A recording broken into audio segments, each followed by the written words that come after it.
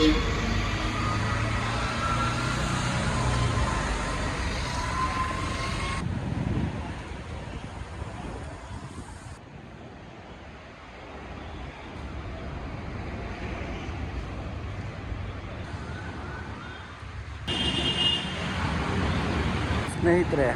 ಈ ಪೋಸ್ಟ್ರು ಮಾಡೋ ಡಿಸೈನರ್ಗಳು ಎಷ್ಟು ರಾಜಕೀಯ ಅಂದರೆ, ಸೇಮ್ ಪೋಸ್ಟ್ರು 6 ಸೀಟರಲ್ಲಿ ನನ್ನ ಫೋಟೋ ಇದೆ, ದೊಡ್ಡದು ವೆನಾಲಲ್ಲಿ ನನ್ನ ಫೋಟೋನೇ ಇಲ್ಲ ನೋಡಿ.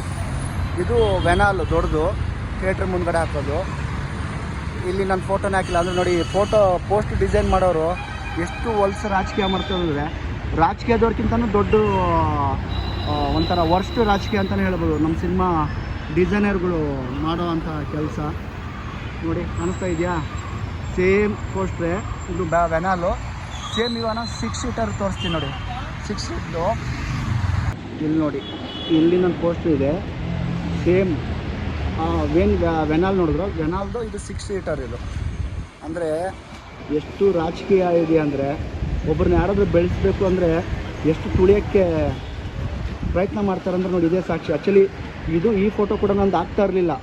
ನಾನು ರಿಕ್ವೆಸ್ಟ್ ಮಾಡಿ ನಂದೊಂದು ಫೋಟೋ ಹಾಕಿ ಸರ್ ಅಂತ ಹೇಳಿದ್ದಕ್ಕೆ ಅದನ್ನು ಹಾಕಿದ್ರು. ಏಕೆಂದರೆ ಒಂದು ಟೀಮ್ನವರೇ ಅರ್ಥ ಮಾಡ್ಕೋಬೇಕು, ಯಾರ್ಯಾರು ಏನೇನು ಪಾತ್ರ ಮಾಡಿದ್ದಾರೆ, ಏನೇನು ಕ್ಯಾರೆಕ್ಟ್ರಿಗೆ ಅವ್ರನ್ನ ಯಾವ ಥರ ನಾವು ಪ್ರೋತ್ಸಾಹ ಕೊಡಬೇಕು, ಅದರಿಂದ ಸಿನಿಮಾಕ್ಕೆ ಎಷ್ಟು ಒಂದು ಪ್ರಚಾರ ಸಿಗುತ್ತೆ, ಹೇಗೆ ಒಂದು ಪಬ್ಲಿಸಿಟಿ ಸಿಗ್ಬೋದು.